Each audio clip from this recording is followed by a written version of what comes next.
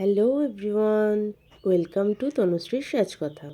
এই যে আমার 20 ফেব্রুয়ারির সবথেকে মিষ্টি ব্রাইড। সবথেকে মজাদার ব্যাপার কি জানো? তোমরা দেখতেই পাচ্ছ, ব্রাইড কিন্তু চশমা পরেছে। সব ব্রাইডরাই কিন্তু মেকআপ আর্টিস্টদের সাথে শাড়ি, জুয়েলারি এইসব জিনিসগুলো কেনার সময় সাজেশন নেয়। কিন্তু আমার এই মিষ্টি ব্রাইড তার চশমা কেনার সময় আমার সাথে সাজেশন নিচ্ছিল যে দিদি চশমা কি কিনবো। মানে এটা সব থেকে মজার ব্যাপার। কিন্তু শেষমেশ এটাই ডিসাইড করে যে সে বিয়ের দিনকে চশমাটা পরবে না। আর যেহেতু ওর চোখে একটু বেশি প্রবলেম, তাই জন্যে ও লেন্সও কিন্তু পরেনি। তবে যাই হোক, আমার এই ব্রাইড কিন্তু খুবই ভালো ছিল এবং মানে সত্যি ওর মনটা খুবই ভালো। তো যাই হোক, এবার ফিরে আসি নিজের কাজে। চলে আসি নিজের কাজের কথায়।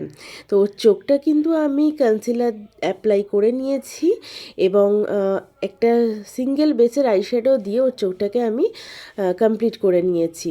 তো দেখতেই পারছো ওর মুখে কিন্তু আমি একটা বিশেষ জায়গায় গ্রিন কালারের কারেক্টার অ্যাপ্লাই করেছি।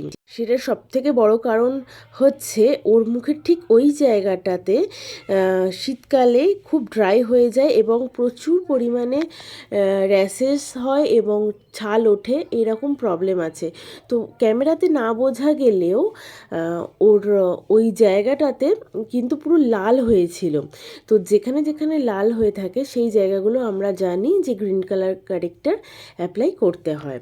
তো সেই জন্যই আমি সেইখানে গ্রিন কালার কারেক্টার অ্যাপ্লাই করে ওর স্কিন টোনের অনুযায়ী কনসিলার অ্যাপ্লাই করে তারপর কিন্তু যে ফাউন্ডেশনগুলো আমি দেখালাম সেই ফাউন্ডেশনগুলো ওকে আমি অ্যাপ্লাই করেছি।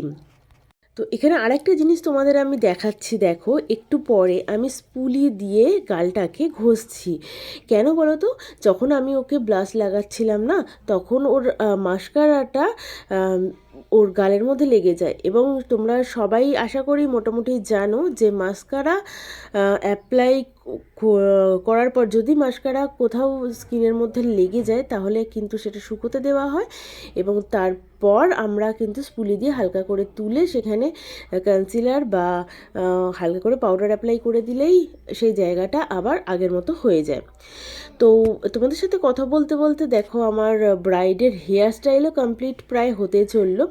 আমি ওকে কিন্তু ট্রিপল টং দিয়ে একটা হেয়ার স্টাইল করে দিয়েছি ওকে। আমার বিশেষ করে ওর চোখটাকে আমার কিন্তু দুর্গা ঠাকুরের মতো লাগছিল, ওই জন্য আমি লুকটা ওকে দুর্গাই রাখতে চেষ্টা করেছি।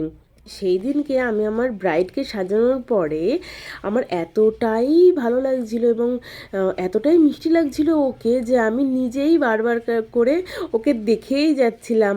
আর এইখানে ও রিভিউ দিচ্ছিল যে ওর সেজে কেমন লাগলো। রিভিউটা আমি অবশ্যই পোস্ট করব, তোমরা সবাই দেখো। তোমাদের কেমন লাগলো সেটা অবশ্য আমাকে কমেন্ট করে জানাতে পারো। আর যারা এখনও আমার চ্যানেলটাকে সাবস্ক্রাইব করোনি তারা প্লিজ সাবস্ক্রাইব করে নিও এবং লাইক কমেন্ট অবশ্যই করো। এবং যদি আমার কাজ তোমাদের ভালো লাগে তাহলে তোমরা অবশ্যই তোমাদের স্পেশাল ডেট বুক করে নিও, আমি নাম্বার শেয়ার করে দিচ্ছি। এবং যদি কিছু প্রবলেম থাকে সেগুলোও অবশ্য জানিও। এবং সবাই ভালো থেকো, সুস্থ থেকো, টাটা।